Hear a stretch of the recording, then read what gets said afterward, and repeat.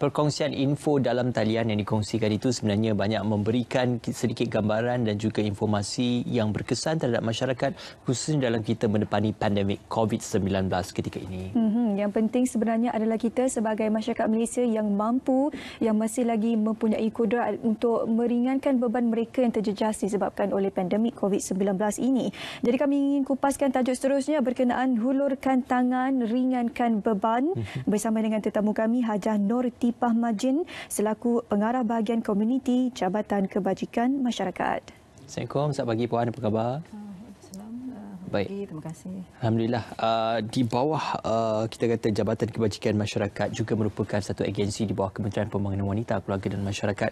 Mungkin Puan boleh kongsikan terlebih dahulu tentang apa yang digerakkan ataupun dilakukan oleh Jabatan Kebajikan Masyarakat khususnya dalam kita mendepani wabak COVID-19 ini, Puan. Okey, terima kasih atas pertanyaan tadi. Seperti mana yang kita sedia maklum bahawa Jabatan Kebajikan Masyarakat di bawah Kementerian Pembangunan Wanita, Keluarga dan Masyarakat telah diberi tanggungjawab di dalam menggerakkan peranannya terutama dari segi menyelaraskan sumbangan yang kita terima daripada pihak-pihak yang ingin menyumbang terutama kepada mereka yang terkesan disebabkan pelaksanaan PKP ini, dan di sinilah letaknya pentingnya peranan JKM bagi memastikan mereka yang memerlukan di luar sana mendapat bekalan yang mencukupi. Jadi peranan inilah yang dimainkan oleh Jabatan Kebajikan Masyarakat selaras dengan keputusan yang telah diputuskan melalui mesyuarat khas menteri mengenai pelaksanaan PKP yang telah diumumkan sebelum ini. So serentak dengan itu kita menggerakkanlah peranan kita supaya isu-isu yang terutama melibatkan bantuan dan sumbangan makanan dapat disalurkan dalam keadaan yang cepat dan memberi manfaat kepada penduduk. Dan Ramadan akan menjelang tiba nanti, pastinya keperluan itu akan mendadak sedikit naik. Jadi kita nak minta untuk Puan kongsikan juga bagaimana sebenarnya garis panduan yang dilaksanakan bersama dengan tempoh PKP ini untuk membantu mereka yang terjejas disebabkan oleh pandemik dan juga menjelang Ramadan yang bakal tiba nanti. Okey. Mungkin insya-Allah esok kita akan menyambut Ramadan dan prosedur yang digunakan oleh Jabatan Kebajikan Masyarakat masih lagi sama yang telah kita persetujui, di mana kita menyediakan SOP ataupun prosedur tetap operasi bagi memastikan mereka yang terlibat secara langsung kepada prosedur membantu penyelaraskan sumbangan ini mematuhi perkara-perkara yang kita tetapkan, kerana kita sedia maklum bahawa sepanjang tempoh PKP ini banyak perkara-perkara yang perlu kita patuhi dalam usaha mengekang penularan COVID-19 ini. That's why berdasarkan SOP yang kita bangunkan perlu dipatuhi oleh mereka yang terlibat, terutama jabatan yang terlibat secara langsung melaksanakan sumbangan ini, pihak-pihak NGO dan juga penerima sumbangan itu sendiri, supaya kita garis panduan yang telah ditetapkan di bawah arahan MKN dan juga di bawah Akta Pencegahan dan Pengawalan Penyakit Berjangkit 1988, Akta 342 itu dipatuhi sepenuhnya. Sebab kita dua perkara yang perlu kita beri penekanan di sini. Kita menyampaikan sumbangan, mereka dapat terutama kalau bulan puasa dapat berbuka, dapat bersahur, tapi yang penting juga di sini jangan kita abaikan faktor-faktor keselamatan dan kebersihan seperti mana yang ditekankan selama ini. Okey, kalaupun bukan sewaktu kita menepani wabak COVID-19, sudah pastinya Jabatan Kebajikan Masyarakat sentiasa memberikan gagasan bantuan kepada penerima-penerima bantuannya sepanjang bulan Ramadan. Jadi mungkin kali ini sedikit berbeza dan adakah penambahan bantuan itu juga turut diselaraskan untuk beberapa golongan yang dilihat sebagai adanya kemasukan baharu bagi mereka yang terjejas akibat COVID-19 ini? Okey, dalam menyelaraskan bantuan makanan ini kita bukan berseorangan, kita ada pelbagai agensi yang terlibat, terutama sudah pastilah Majlis Keselamatan Negara, pihak NADMA, Jabatan Kebajikan dan mereka-mereka yang terlibat secara tidak langsung. Kalau sumbangan daripada NGO itu kita ada daripada Rela, daripada APM untuk membantu. Tapi kita melihat pada dua keadaan di sini. Yang pertama, kita ada mereka yang memang yang berpuasa itu ikut masa yang telah ditetapkan untuk kita menghantar sumbangan, dan mereka yang tak berpuasa tu dia akan mendapat bekalan seperti biasa lah, sebab kita mereka perlu menjalani kehidupan seperti biasa. Jadi perkara ini kita susun supaya tidak menjejaskan mana-mana pihak di dalam mendapatkan bantuan makanan yang kita sediakan. Puan, masyarakat Malaysia ni sinonim dengan sifat mereka yang bermurah hati, yang sentiasa ingin membantu masyarakat lain yang terjejas sebab oleh pandemik. Kalau kita bermula pada siang 8 pagi tadi pun, kita memang setiap masa menemu ramah NGO yang terlibat untuk membantu mereka yang memerlukan. Betul. Jadi pada bahagian Puan sendiri, bagaimana sebenarnya bantuan itu yang diberikan kepada mereka yang memerlukan ini agar ini tidak bertindih dengan bantuan-bantuan yang pernah diberikan oleh NGO lain terhadap keluarga tersebut. Sebab kita kalau boleh nak elakkan pembaziran, kita tak nak ada perkara yang sama walaupun kita tak ada bazar Ramadan untuk elakkan pembaziran makanan disebabkan makanan yang dibeli terlalu banyak. Tapi kita tak nak juga ada NGO yang beri makan terlalu banyak terhadap satu keluarga itu disebabkan oleh mereka berada dalam golongan yang terjejas disebabkan oleh pandemik.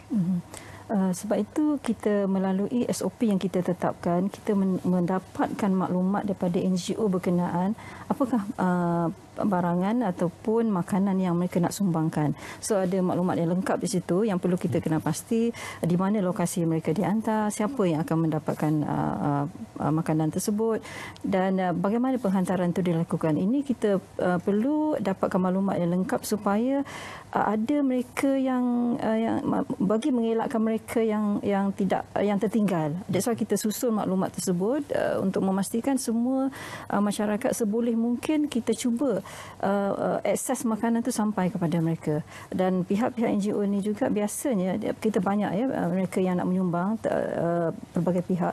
Kadang-kadang mereka juga ada kumpulan sasar mereka sendiri. Tapi tanggungjawab yang diberikan oleh kepada Jabatan Kebajikan adalah untuk menyelaraskan. Sebab kita yang penting kita memastikan pergerakan itu terkawal dan tidak melakukan pergerakan yang tanpa dirancang. Sebab kita tak nak bila ada satu tempat kita hantar makanan, semua orang berkumpul. So kita nak elakkan perkara begitu. Sebab itulah prosedur yang kita tetapkan sedemikian supaya segala pengantaran makanan tersebut disusun dengan baik dan kita dapat menjaga yang penting jarak sosial yang telah ditetapkan. Itulah kita punya prinsip. Jabatan Kebajikan Masyarakat juga agensi yang menyelaras dan juga membantu dalam memberikan sumbangan makanan kepada mereka yang terjejas di kawasan Perintah Kawalan Pergerakan diperketatkan di Simpang Renggam baru-baru ini. Jadi mungkin pengalaman ini boleh dikongsikan oleh Puan sendiri bagaimana petugas-petugas itu mengagihkan bantuan dari rumah ke rumah dan memastikan agar tidak ada rumah yang ketinggalan ataupun tidak ada isi rumah yang tidak mendapat bantuan yang disumbangkan. Okey. Bagi kawasan yang di bawah PKP diperketatkan, ada peraturan sedikit berbeza yang agak lebih ketat berbanding dengan kawasan yang kita lalui sekarang, kerana setiap barangan makanan yang dihantar ke situ perlu mendapat kebenaran daripada pihak yang diberi tanggungjawab lah, pihak MKN dan juga NATMA yang terlibat secara tidak langsung, kerana kita hendak memastikan bahawa makanan yang dihantarkan itu tidak ada virus tidak tersebar secara sedemikian. Sebab itu makanan yang kita tidak memberikan kebebasan seluasnya kepada mereka-mereka yang ingin menyumbang. Yang ini agak berbeza dengan tempat lain yang kita memberi sumbangan. Sebab prosedur-prosedur ini perlu diperketatkan. Seperti mana yang saya katakan tadi, kita tidak mahu penularan virus ini berlaku tanpa kawalan yang sewajarnya. Pihak JKM sendiri juga pastinya ada membuat analisa sendiri kriteria mereka yang benar-benar memerlukan bantuan daripada pihak JKM sendiri. Jadi kita ingin minta Puan untuk kongsikan kriteria yang dikenal pasti oleh pihak JKM untuk mendapat bantuan tersebut. Okay. Secara umumnya kita katakan mereka yang terkesan secara langsung akibat berdasarkan pelaksanaan PKP ini, mereka ada yang terputus bekalan makanan dan ada mereka tidak dapat keluar untuk mencari pekerjaan dan sebagainya. Jadi kita akan mengambil maklumat-maklumat tersebut daripada mereka yang di luar sana yang membuat panggilan ke bilik kerakan Jabatan Kebajikan ataupun melalui mana-mana pejabat kebajikan yang berkaitan. So daripada maklumat itu kita cuba salurkan seboleh mungkin, sebab kemungkinan mereka pada masa itu terputus kan, mereka tak boleh keluar ataupun area ataupun kawasan yang mereka boleh keluar daripada rumah tu pun ada terhad dan sebagainya. Jadi kita mengambil kira semua aspek supaya yang paling penting yang terkesan itu tidak dapat makanan pada masa itu dapat kita bantu, sebab tidak maulah ada kes-kes yang macam kelaparan dan sebagainya. So perkara itu memang kita ambil kira jugalah. Baik, seawal kita melihat pengumuman yang amat berhormat Perdana Menteri yang juga mengumumkan bahawasanya bantuan bagi penerima JKM ataupun Jabatan Kebajikan Masyarakat diawalkan berbanding tarikh yang kebiasaannya mereka terima. Jadi di manakah ataupun bagaimanakah sebenarnya pengawalan ataupun pemberian bantuan yang lebih awal ini boleh membantu sedikit mengurangkan beban bagi penerima-penerima bantuan JKM khususnya? Penerima bantuan JKM kita ada seramai 500,000 yang memang berada di dalam senarai penerima bantuan Jabatan Kebajikan Masyarakat. Seperti setiap tahun mereka akan dapat, mereka ini merupakan penerima bantuan bulanan, tetapi disebabkan pelaksanaan PKP ini bagi mengurangkan beban mereka, yang Berhormat Menteri Pembangunan Wanita, Keluarga dan Masyarakat telah mengumumkan sebelum ini supaya kita awalkan pemberian bantuan itu melalui kita ada yang kita masukkan dalam akaun mereka supaya mereka dapat menggunakan bantuan tersebut untuk keperluan harian mereka. Itu yang kita, ialah mungkin ada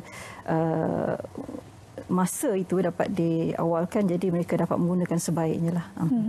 Ramadan akan menjelang tiba, pastinya mereka yang memerlukan bantuan ini masih lagi terus memerlukan barang-barang keperluan asas tersebut. Jadi daripada pihak JKM sendiri, adakah kit bantuan bagi mereka terjejas disebabkan oleh pandemik COVID-19 ini akan menggunakan kit yang sama bagi mereka untuk dalam bulan Ramadan ini, ataupun mungkin ada sikit penambahan dalam kit bantuan tersebut? Okey. Bantuan makanan yang disediakan oleh Jabatan Kebajikan masih mengambil kira base keperluan asas lah. Kita punya makan nasi dan keperluan harian dapur yang kalau makanan kering yang biasa boleh digunakan untuk kita memasak, macam ada minyak, gula ataupun sebagainya.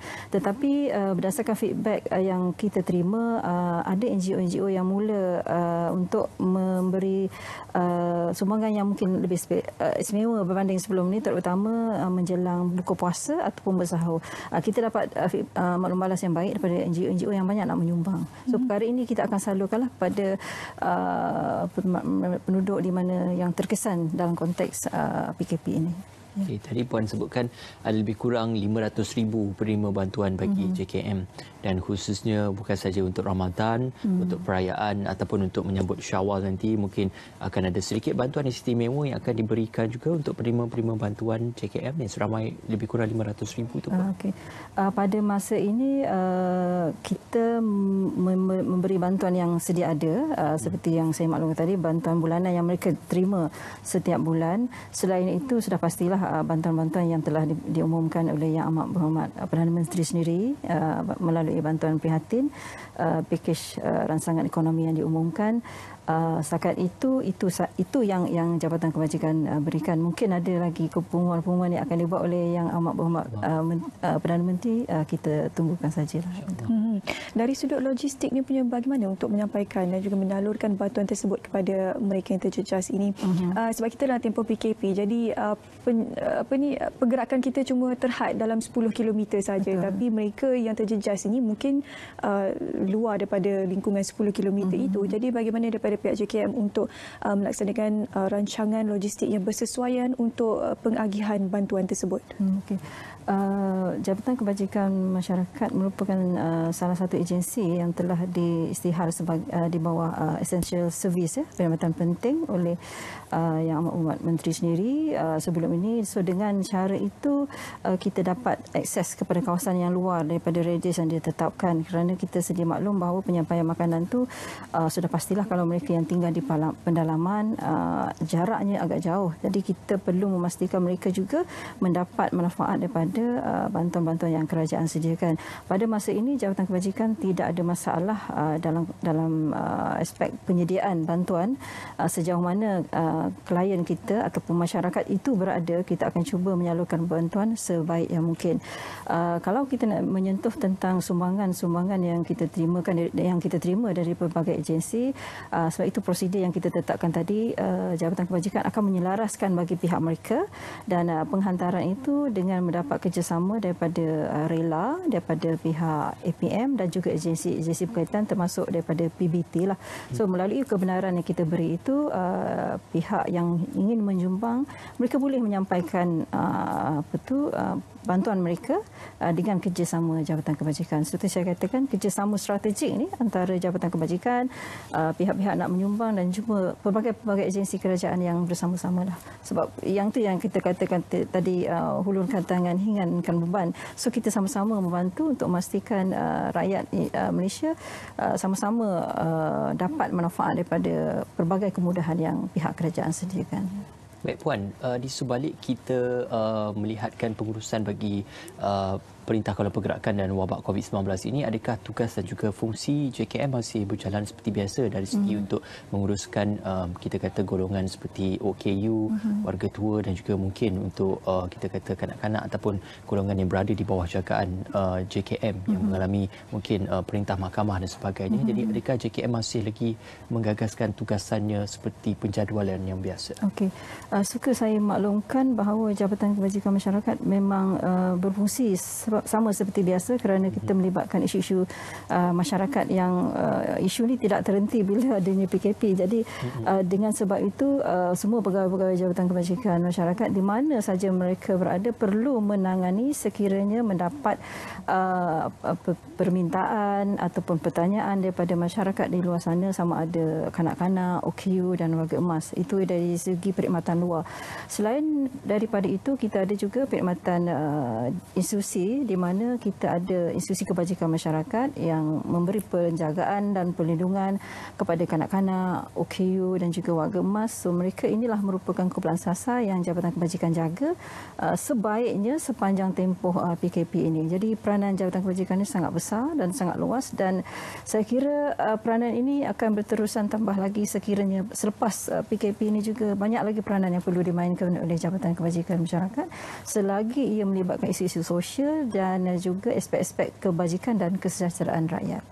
Okey, baik. Terima kasih kepada Hajah Nur Tipa Majin selaku pengarah bahagian komuniti Jabatan Kebajikan Masyarakat bersama dengan kami hari ini untuk kongsi berkenaan dengan peranan JKM sendiri untuk membantu mereka yang terjejas disebabkan oleh pandemik COVID-19. Betul, dan JKM di bawah Kementerian Pembangunan Wanita, Keluarga dan Masyarakat dipimpin oleh YB Datuk Seri Lina Harun juga sentiasa menggagaskan usaha dan juga inisiatif dalam membantu wanita dan juga golongan yang disasarkan dalam Kementerian Pembangunan Wanita, Keluarga dan Masyarakat untuk berdepani wabak COVID-19 bersama.